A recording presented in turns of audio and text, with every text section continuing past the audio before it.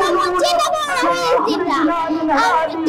তোমরা মনে রেখো যে বাংলাদেশে তোমার একটা বন্ধু আছে যে সবসময় তোমাদের জন্য দোয়া করে।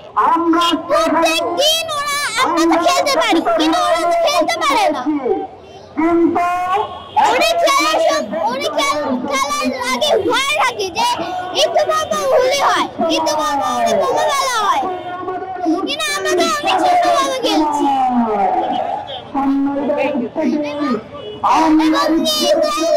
ওরা তো আমাদেরকে কেন এরকম করছে? ওরা ইসলামকে তো ফ্রি করে দিতে পারো, ওরা তো ইস্তেমার পরে ওদেরকে বোম মারা হচ্ছে, কিন্তু আমরা তো অনেক থেকে শান্তিতে আছি।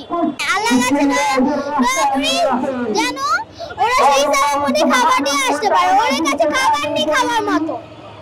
আমরা যেন শুধু শান্তিতে আছি, আমরা কি করছি? আমার বাড়ি এখানে থাকলো, আমার বোন ওইখানে পড়ে আছে।